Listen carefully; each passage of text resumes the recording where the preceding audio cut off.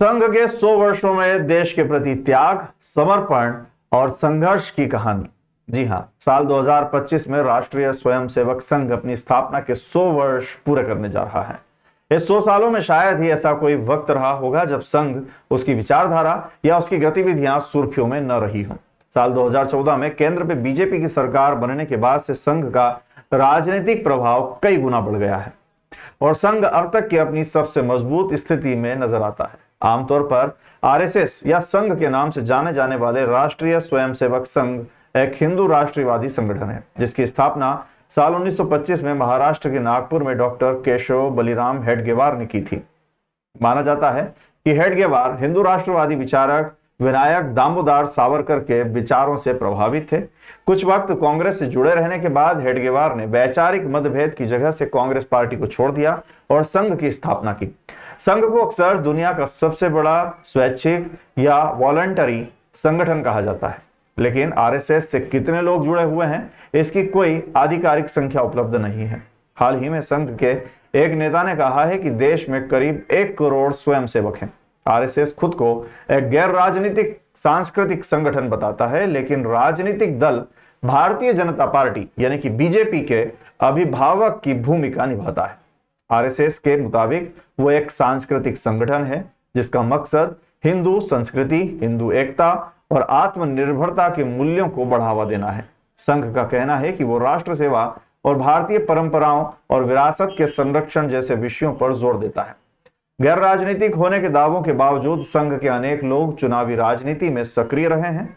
इनमें पूर्व प्रधानमंत्री अटल बिहारी वाजपेयी से लेकर मौजूदा प्रधानमंत्री नरेंद्र मोदी तक बहुत सारे नाम गिनाए जा सकते हैं।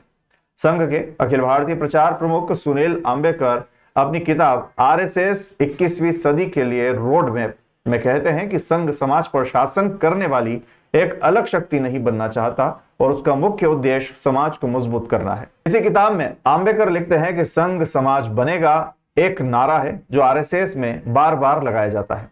मौजूदा सरसंघ चालक मोहन भागवत कहते हैं कि संघ एक कार्य प्रणाली है और कुछ नहीं।